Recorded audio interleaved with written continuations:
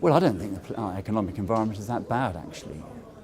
Growth in the economy isn't that excessive. It should be much higher. I mean, it's an emerging economy and it needs to catch up with the developing world.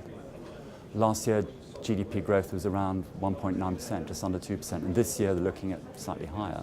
But it needs to be much higher.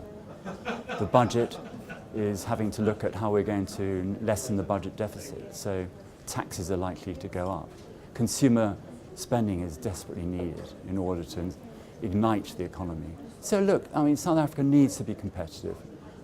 It has uncertainty economically, but it is moving in the right direction. On politically, the political situation needs to be addressing that more succinctly. But we are a new democracy, and I think the politicians do understand that.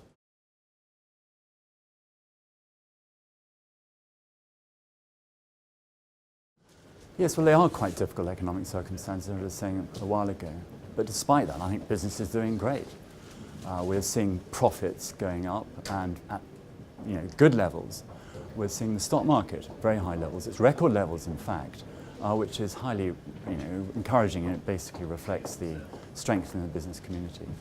We're seeing a revival in fundraisings. A large amount of IPOs are on the cards in various sectors, which is very exciting. So that demonstrates confidence. Of course, things can change in terms of values.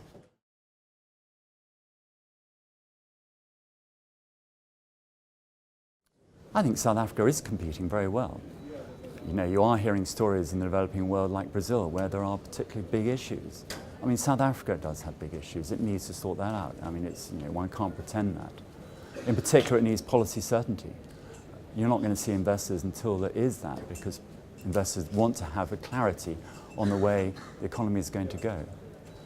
For example, you need clarity around BE legislation, Black Economic Empowerment, which is a particular policy in South Africa to address the issues of the past with previously disadvantaged people. Strikes, big problem. South Africa's had a lot of news around that, particularly in the mining sector. These are sort of issues that need to be sorted out. But I remain a great optimist. I believe South Africa will compete. It is already competing.